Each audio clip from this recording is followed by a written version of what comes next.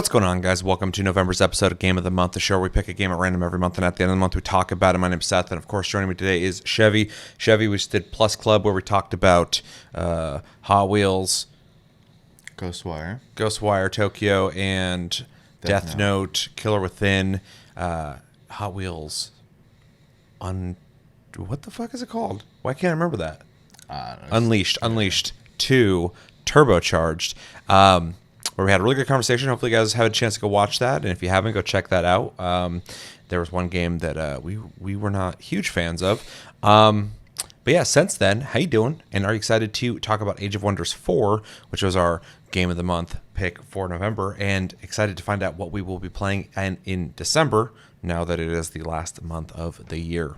Yeah, doing good. Didn't get to play Age of Wonders as much as I would have liked throughout the month, but we did get a solid play session in there. So I got a couple play sessions in, but yeah, we got like a whole day's worth of playing. Yeah, a very botched. We tried doing 2 match. We'll talk about it, but we played. And then I'm always looking forward to see what is next. So same. I'm doing good. I feel extra tired, but not like tired, sleepy, but like I ate like a piece of pumpkin pie and I also had a piece of pecan pie.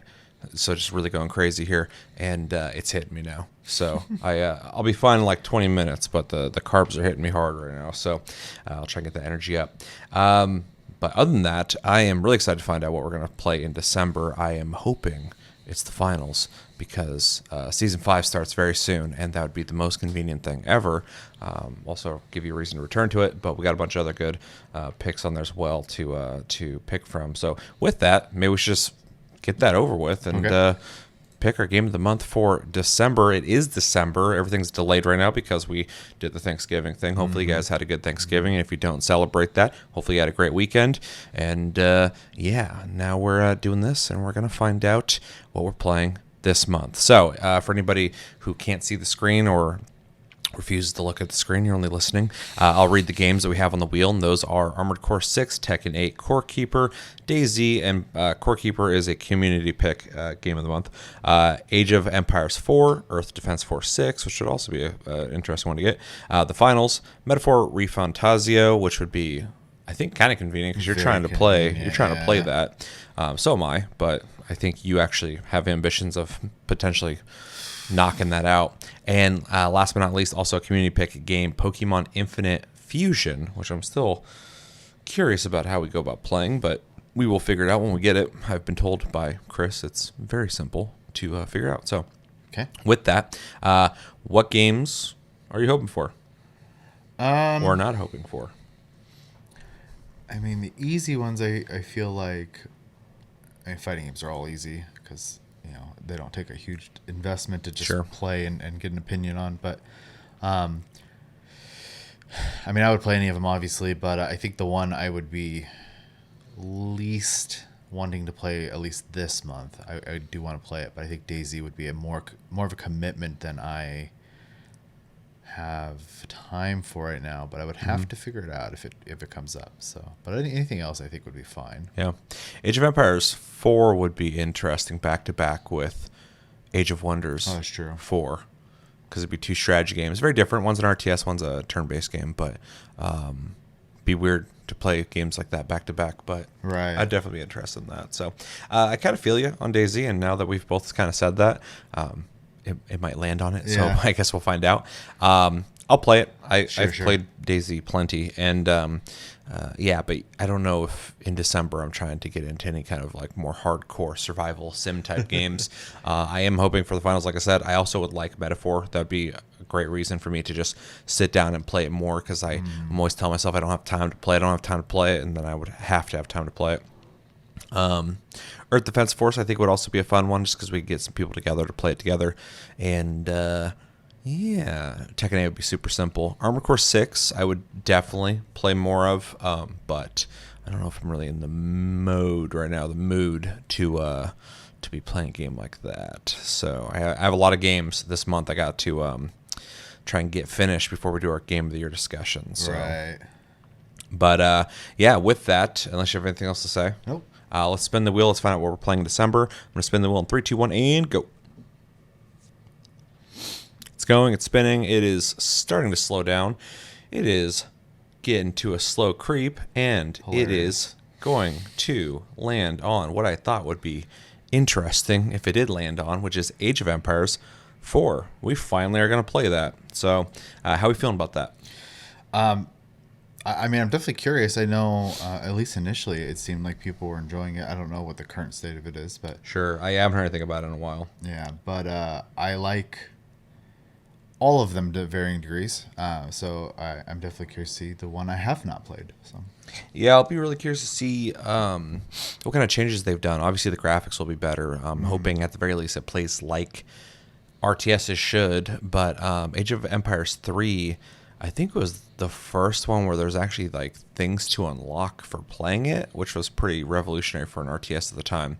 And so I'm wondering if that will carry forward, if there'll be things to kind of Right. progress as you play or not. But I do believe this is on Game Pass as well. We'll have to look at that. So might not have to fully purchase it, although I'm not opposed to doing that.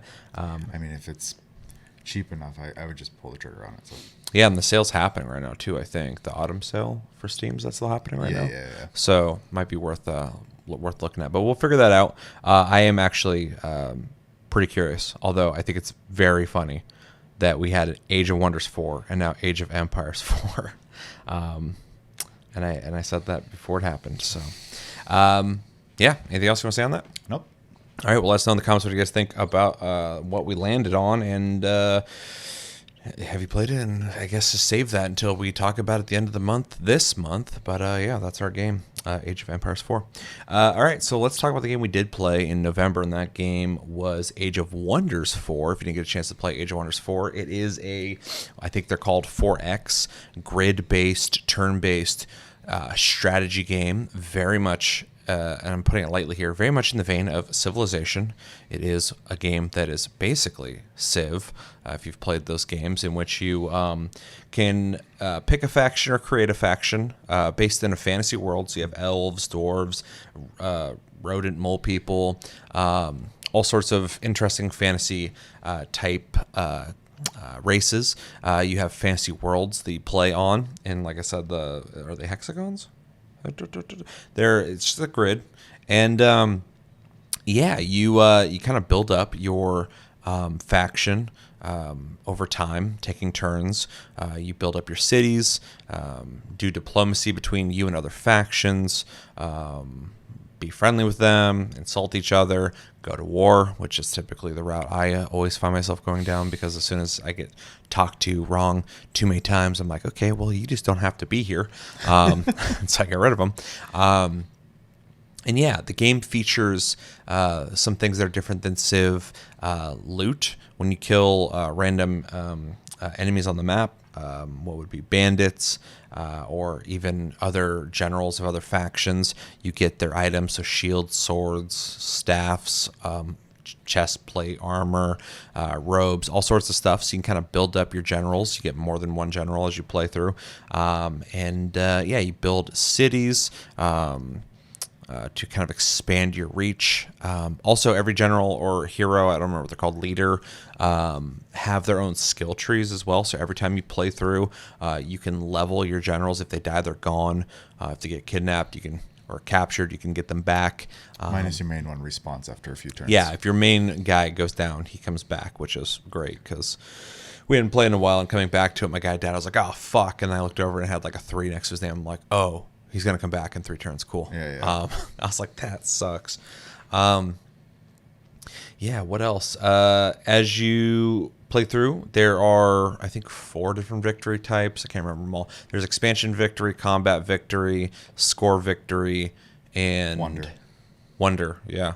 And so you can win without combat. You can win with combat. You can go full scorched earth if you want, or create alliances and take people down together and share the win.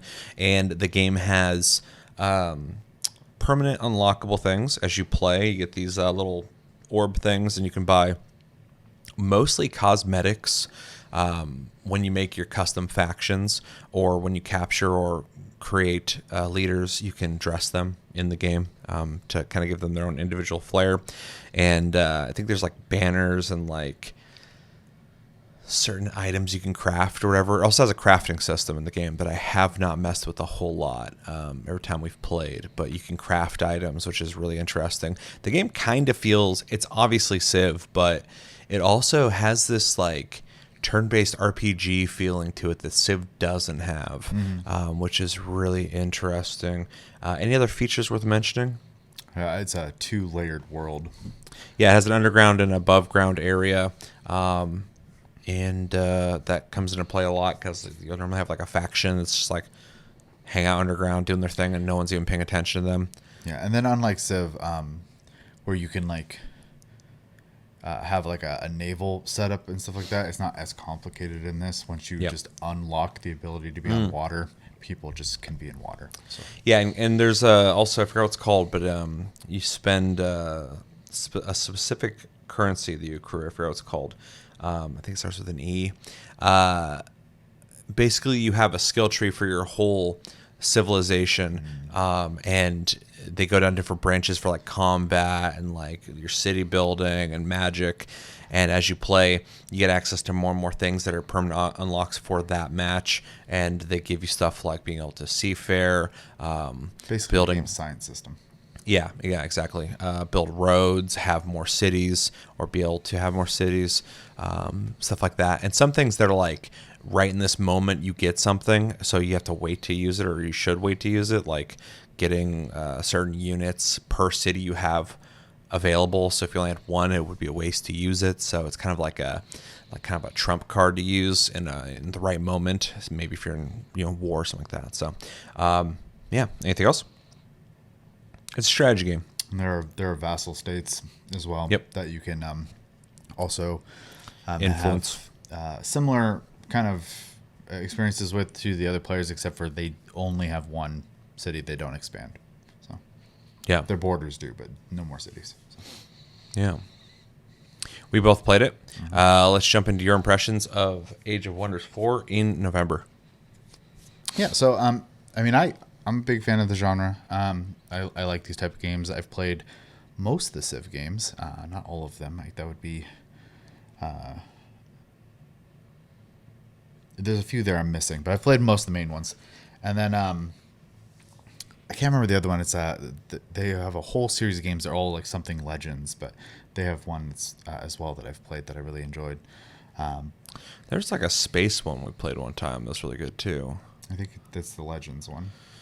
Yeah, I don't remember. Yeah, it's been a while. There's been a few we've played for sure, and then this one, I think we played on a whim originally. I bought it back around when it came out because I just saw it pop up. I'm like, oh, it looks cool, and then I played it for a little bit, and I started telling everybody, I was like, if people who are obviously into Civ that I know, I'm like, you should definitely pick this game up because it's just like Civ, except for different enough that it doesn't feel like you could just keep playing Civ. So yeah, we all kind of picked up around the same time. Yeah, and then so the the big takeaways for me is I'm a huge fan of like high fantasy setting, anyways. Excuse me, and so I have a kind of an instant like draw towards it just for that reason. Sorry. I get it. I get it. I'll talk for a long time. All of a sudden, I'm like, oh, I need Throat just dried out instantly. I need to be juicy. Yep. Yeah. I also like the customization aspect, and I know you can make like custom civs and stuff like that in other games, but the fact that you have like a hero character basically that you can customize the look of, your color palettes and your banner and whatnot, I think is a fun twist, and they really kind of go into that more with like DLCs, which I don't have, but there is a couple in there that I've eyeballed at this point. Yeah, I want to pick them up. The game again, I'd probably end up picking them up. One of them is like a draconic race, which would probably be kind of cool, especially if they come with different perks and whatnot. The game will let you lean into like these elemental like spell books as well, which I think is a fun way of like learning new moves while you're growing and leveling and all that. It's basically one of the currencies you have is magic that you build up, and there's obviously ways to make that happen faster, get more.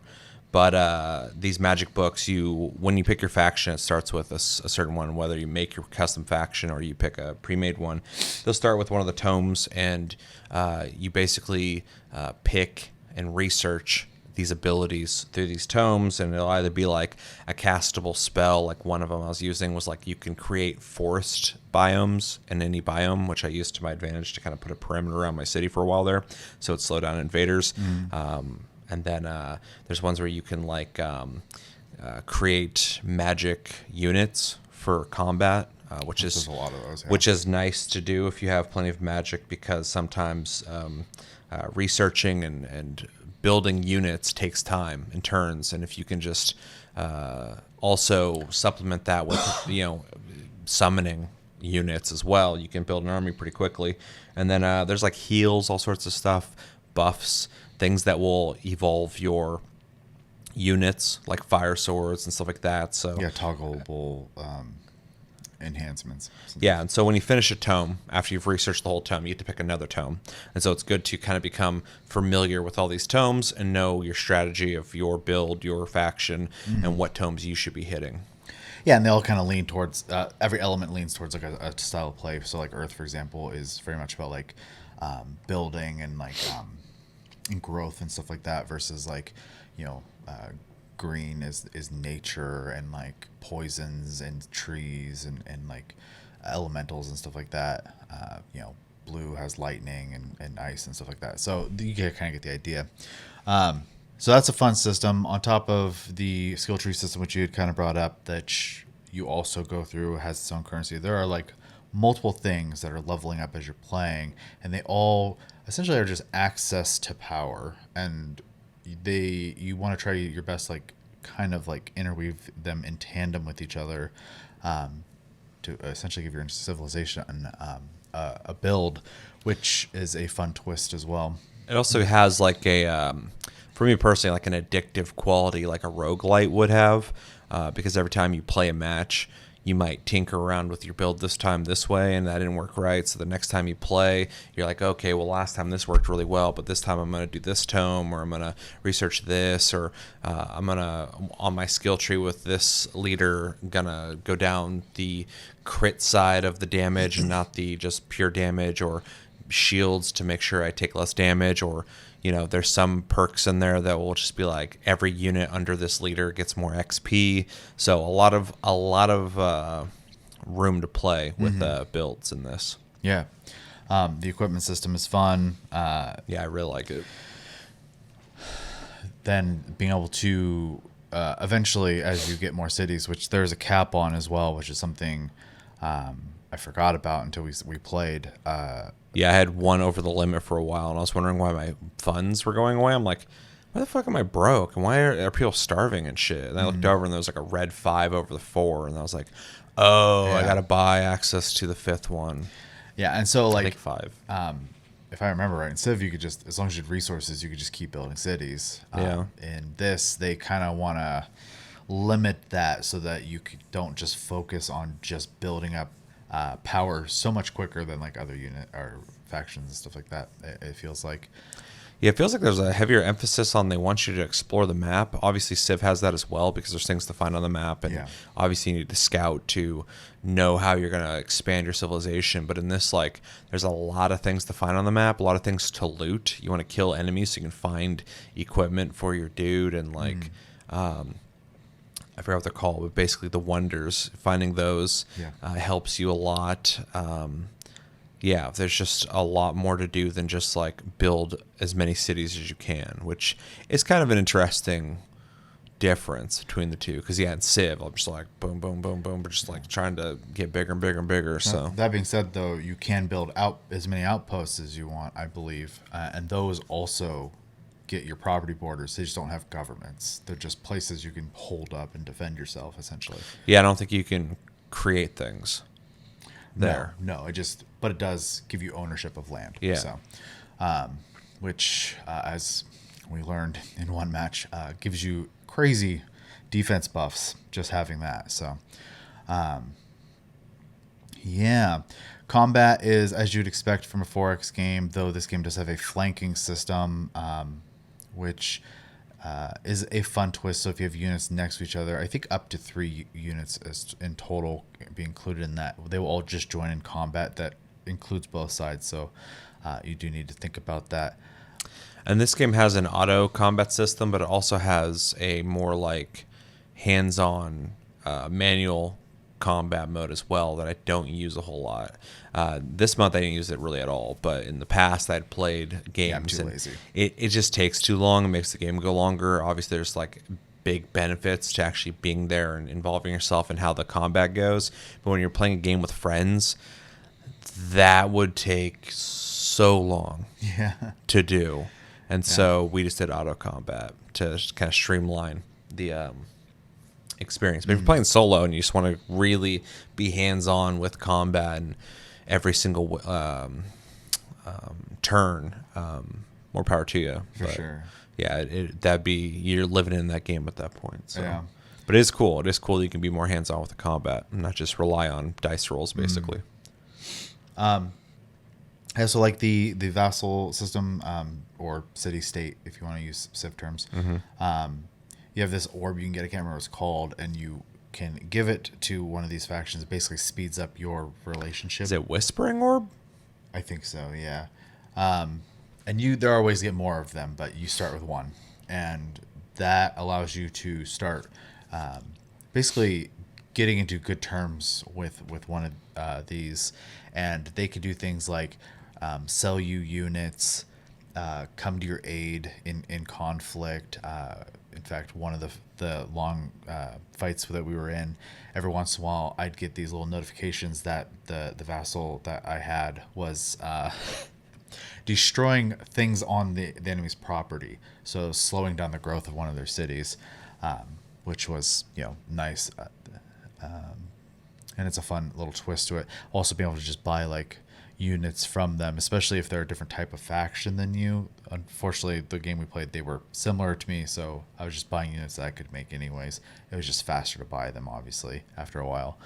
It is interesting. This my last game I played when I was playing by myself, I took over like 2 or 3 vassals, and the second one had all sorts of units I didn't have access to. I didn't have, so I was like, that's cool that I can start, just pumping out these units as well. So yeah. And so that's a fun way to be able to try other units too, if you're playing like a faction, or if you even know units from another faction. If you can find someone on the map that has those, you still can have access to those as long as you build the relationship up. And then the underground is a interesting twist to the game as well, because you could be doing just fine and someone could just be underground thriving. You forget about them if you're not checking on them. Yeah. And then you'll go down there because they'll start using those underground paths as shortcuts, and there'll just be a ton of dudes down there just living down there. So it's a interesting dynamic to throw into the mix, which I do enjoy, though I need to play a match where I play a subterranean race, because I haven't done that yet. Same. Every single time I've played this, I've never spent a lot of time down there. I'll go down there sometimes, but like most of the time the game's just reminding me, it's like, hey, someone's doing something, and the camera like pans over, but I'm still on the top layer, so it just kind of shows the ocean. I'm like, all right, well, hopefully they're having fun down there. Yeah. I don't know what the fuck they're up to. Yeah. I don't know if I have too much to add to it. I love the setting. I like the systems they have in place. I do think it's not as polished as Civ, but it's not bad for sure. If they make a 5th one, I just hope that it becomes more polished. But other than that, I think it's a good time. It does have the same thing the Civ's got, which is it's gonna be an all-day game. You're not, unless you just really have a plan. The games aren't quick, so yeah, and similar to Civ as well. The longer you play, the longer the in between turns is, because the game has to start processing all the things that the NPCs are doing, what the players are doing. Things are moving around in between those turns, and sometimes you're sitting there just like kind of waiting, which I always thought was funny back in Civ, and even more modern games are still doing it. So. Yeah, I think if I had any complaints at all, it would be that the everyone moving at the same time thing is not the best choice in my opinion. You can in the options turn it on to each person's turn, but that would make the game go longer. Yeah. And it defaults, at least for me, it does to the everyone plays at the same time thing. Yeah. So when we played, it was like that, and I do have a complaint about that. But at least it offers enough options to possibly not do that. Yeah, I mean, I think the biggest problem there is it's not an RTS, right? And so you can't react to situations changing on the fly the same way you could in RTS. And so if you move a unit and then all of a sudden like another player or CPU decides to move like 3 and you haven't even moved yet, you're kind of stuck with that decision at that point, and they can just initiate combat before you can set up. So it feels kind of bad. So Yeah, and I haven't gotten into my impressions at all, but if I had a major complaint, which I don't have very many for this game, just a spoiler,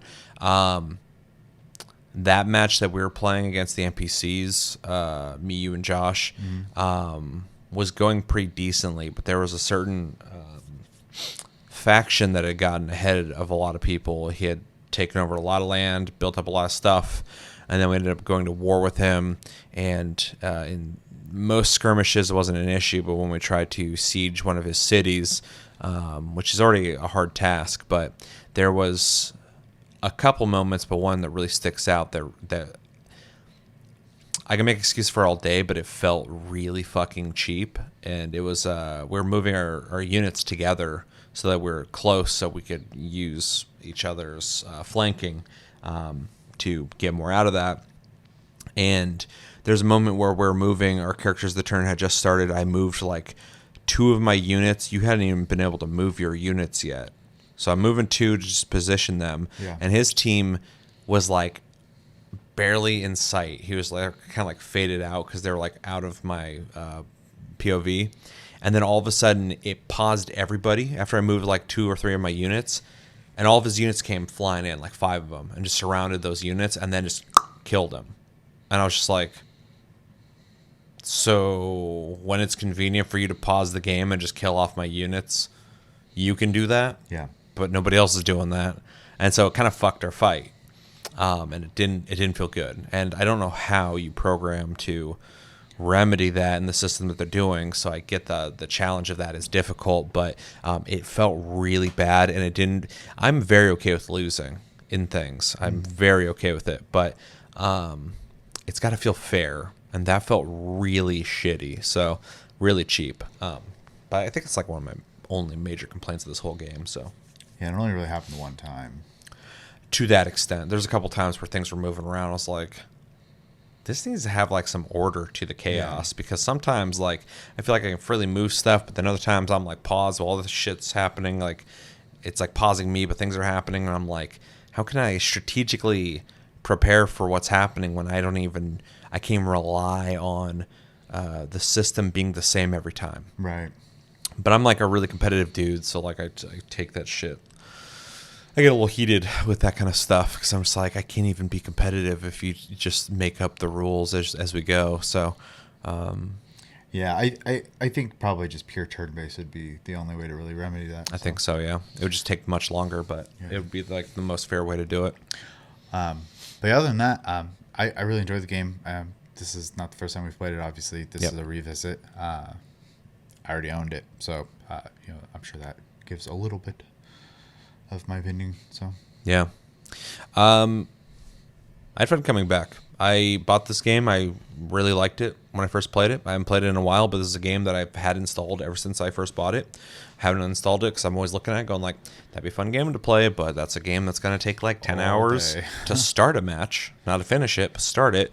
And I got to get some people together. They got to have the time to do it as well. I could play single player, but I prefer these games with friends.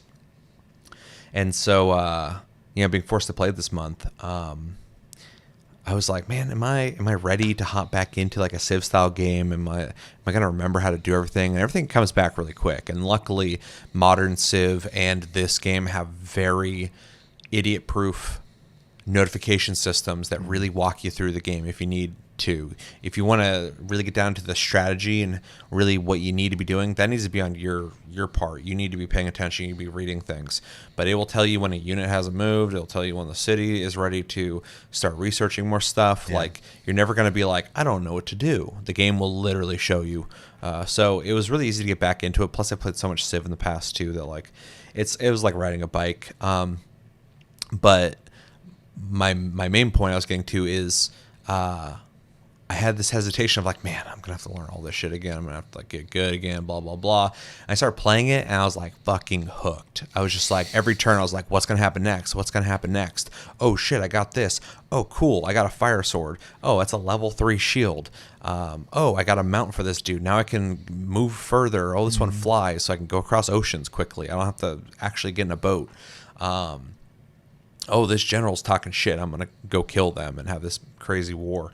Or this vassal state I got, brewing, and eventually I'm gonna, turn them into my Civ basically. Incorporated.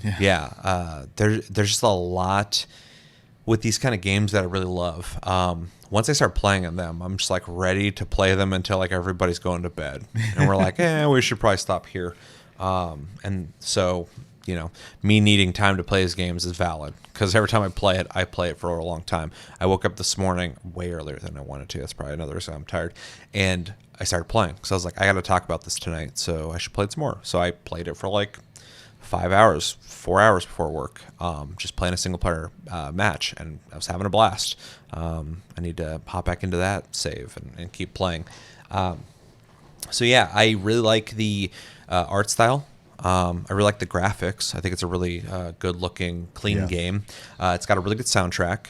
I really like the sound or the music, but it's interesting how the sound will kind of fade in and out. Like when combat happens, you get some like really cool music, and then music will come in and out as you're playing, but sometimes it's like really quiet too. So it kind of has like this dynamic feel to it. Kind of like Minecraft in that way, which is weird, because Minecraft doesn't have consistent music either. Yeah. Kind of. I love the loot and skill trees just because it gives it this RPG feeling that Civ just doesn't really have, in my opinion. Especially when you're playing with a friend and you're like working at the same objective or working towards something, and you're getting like loot and leveling up. It almost feels like you're playing like a turn-based RPG, which just kind of adds to the layers of like you have the strategy element of playing against other people, or doing all the grid-based stuff. You have the research, you're doing the tomes, and then the RPG element. There's just like kind of like what you talked about earlier. There's just like always something happening that keeps you constantly engaged. It's a really, really good system to just kind of keep you locked in, and it really scratches that part of my brain that wants like to micromanage everything, but also feel rewarded for playing. And so it's a really good mix. And yeah, it's outside of the AI thing that happened, which is, annoying. There's a lot of like Civ type games out there, but this one's probably my favorite one that's not Civ, just because of all those elements that makes it feel, very similar, but also, different in what it's doing. So I really appreciate those systems. I also appreciate it has light, permanent progression in terms of like being able to buy cosmetics to kind of show that you've played the game a lot. You've unlocked all these cosmetics, so now your character looks a way that somebody who hasn't played as much as you won't have all those things. Trophies. Yeah, exactly. So, it's enough to play a match in this game and enjoy yourself, but once you beat that match, a lot of games, strategy games, don't have anything to show for that. So I really appreciate they even thought about that at all. Definitely something that I'm always looking for is some kind of permanent progression in some way. I also love the custom factions. I think it's really cool. You can even do that. You can pick a race, pick stats, make them evil, make them good, make them neutral, give them characteristics, especially if AI plays them, which I think is cool. And then you get to customize them as well. So they're kind of your own thing. I had fucking mole people that I made called the Delve as in delving, the Delval brood, because I think they were evil. And oh, and my leader's name, you probably see him in the footage, is Alabaster Deep Fuck, and the deep fuck part obviously seems a little straightforward, but what I'm going for with that is that he is underground, deep underground. He's a deep fuck. So, yeah. And then did you make a custom? I have one of every race. Oh, that sounds like you. You will go through and fill up every character slot in a game, making everything. So I'll typically just make one thing, kind of focus on it until I want to make another thing. So, what'd you make and what'd you play? When we played, I played High Elves. Okay. That were based on my hero being an archer and then growth. So Yeah. and Yeah. they're inherently good. So I think my guys were like good at researching and expanding cities, because that's something I like to do in Civ, is just expand as quick as I can to kind of lock borders and shit. But I think they're also good at like defensive combat, because I want to make sure people attacked me, I could like survive basically. So, and they seem to be pretty decent. So it has a good enough editor that, you know, on my first attempt at making a faction, they were viable and worked. So that feels good. Because in some games you'll make something, you're like, this kind of sucks. And you have to start from zero again. Yeah, so plenty of biomes, different ways or places to play. You actually unlock more biomes too in the permanent progression tree, which I think is really interesting. Custom factions, pre-made factions, good graphics, good music. Gameplay is awesome. The multiplayer works good outside of having to wait in between turns, but that is just this genre's problem, not this game's problem, so I can't hold it against them. I've seen it in all the games. And yeah, what else? I think it's a really good game. I think it's really fucking solid. I really enjoyed playing it this month. We did wait a little later than I wanted to start playing it, but we did play it. I've been playing it since, so it was really cool to return to it. And I do want to buy those DLCs, so that obviously is an endorsement for the game if I want to buy more stuff for it. There's quite a bit of things they've added since the last time we played, so I was just like looking at all the DLCs going like, oh, where to start? With the autumn sale happening though I probably should just yeah, they got a year one pack and a year two pack, so that makes it easy. Okay, yeah, that does make it easy. So yeah, definitely want to play it some more.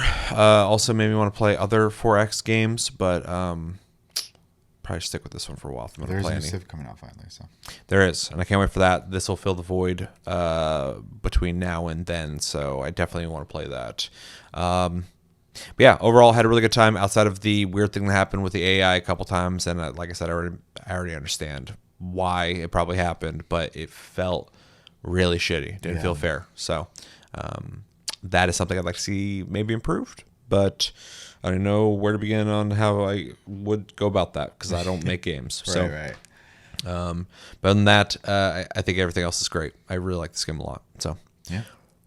Anything else you want to say on impressions? No, we've already gone kind of long. Yeah.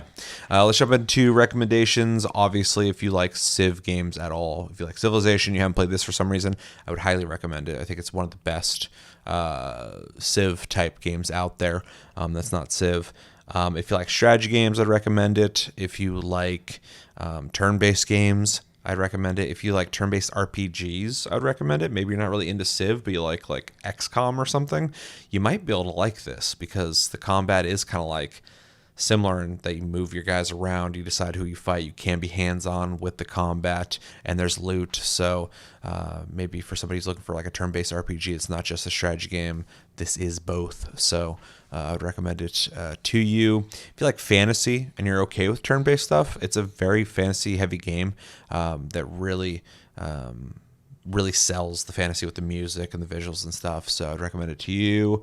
And yeah, multiplayer. If you like multiplayer with friends and a turn-based multiplayer game sounds fun to you, it's a good time. We had a good time just playing, and as you do after like 10 hours of gameplay, banter and talk about random shit while you're taking turns, or long bouts of silence because we're all just sitting there reading and clicking and figuring out what we're going to do for the next like 10 turns. So it's definitely a good way to spend time with friends. And last recommendation, if you like board games, Oh, yeah, definitely. tabletop type games, I would recommend this. And tabletop with friends, similar vibe, only, Digital. but it has that kind of feeling that you're playing like a board game with friends. So Yeah. if that sounds appealing to you, highly recommend.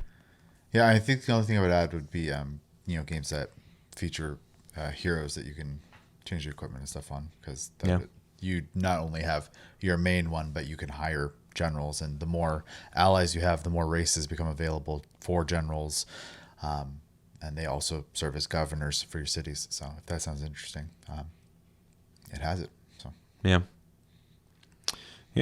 I think that's all I got when it comes to that. So let's jump into grades. I grade first. yeah, I'm going to give it A minus. I want to give it an A, but I think there's just a couple things that need to be streamlined, specifically when it comes to how the AI is functioning and more clear rules on that. But outside of that, I love the way the game looks. I love the way it sounds. It's really fun to play. It's got a lot of depth to it, but it's not overwhelming. It's got way more. Well, I'm not gonna make that reference. I was gonna say something about Death Note, Killer Within, but maybe you didn't even watch that episode, so they would be lost on somebody. Yeah. But it conveys much more, a lot better than certain games with less to convey. So I'll put it that way.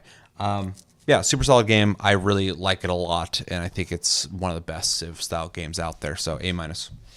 Yep, I'm gonna echo that. I also think it's an A- game. It definitely has some room to grow still, and fine tune some stuff. But overall, it's a solid experience more often than it is not, and is a good time regardless if you want to play by yourself with,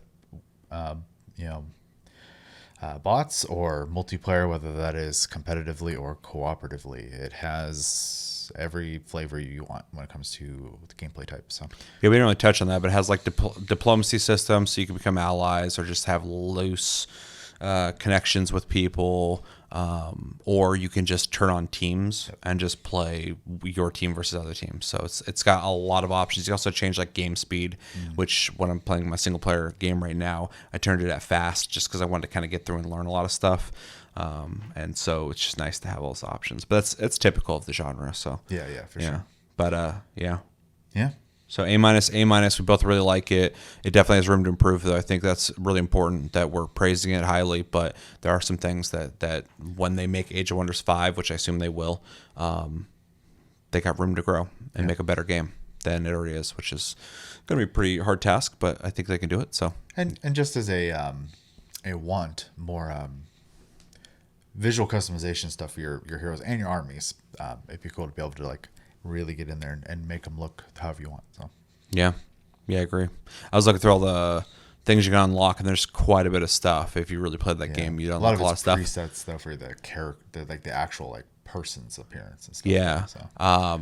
But looking at that, I'm like, it'd be cool if they expanded out this even further. So hopefully in 5 they'll do that. Yeah, because I think that's one of the strongest points is the level of customization you have with your faction and its appearances, their mounts, the type of weapons they use, like all that kind of stuff. It's a really solid part that it has, and that kind of helps have its own identity because of. So. It would be dope if you could fucking customize your civilization's evolution.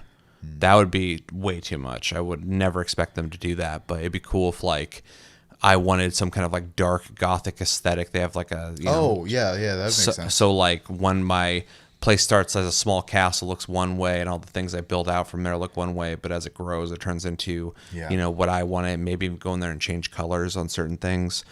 Get really deep in there to kind of sell the fantasy. That'd be a really cool thing. That'd be fun. Yeah, it's not needed. It doesn't have to happen, but it'd be cool extra. So completely unnecessary, but would make it would be icing on top basically. Yeah, I just thought of that. So A minus. Anything else? Can you come back next month for more strategy? Yeah, let's see if Age of Empires 4 is A minus or not. It'll be my first time, both of our first time playing it as people who have played the past games. So Yeah. it'll be cool to visit the series again, I guess, and see where it's at now. But let us know in the comments what do you guys think about Age of Wonders 4. Have you played it? Have you not played it? If you haven't played it, why haven't you played it? Maybe you're only on console. I don't know if it's on console. Do you know if it's on console? I have no idea. Let us know in the comments. Complicated, so. Yeah, let us know in the comments. But it's probably only on PC, I would guess. These kind of games typically only stay on PC. But if you haven't played, why haven't you played it? Is it not your kind of game, or whatever? And if you have played it, what do you think about it? What do you think about it in terms of like it being a Civ style game? What do you think it does well for that genre? What are some of your favorite features? What kind of factions have you made? What's your preferences? Are you more of an aggressive faction leader, or are you more diplomatic? Do you go for the high score, being in the number 1 slot? I'm definitely a more aggressive type, just because I try to play diplomatic and then people start talking shit and I'm like, I'm going to come destroy you. It's really bad every time. I'm like, I'm going to be the good guy this time. And I'm like, nope, they said too much. You shouldn't have said so much, because they get cocky and they start walking over your lawn. And I'm like, nope, you can't come here. You can't just show up. Anyway, let me know how you like to play these games, and how do you think this game fares compared to Civ? And yeah, let us know everything you're thinking about in the comments below. Also, recommendations, other games like this. Let me know the best ones out there. Let me know everything you're thinking about in the comments below when it comes to Age of Wonders 4. But that's going to do it for this episode of Game of the Month. As always, thank you for watching. Thank you for joining me, Chevy, for this episode. Until the next episode, have a good one, guys, and take it easy.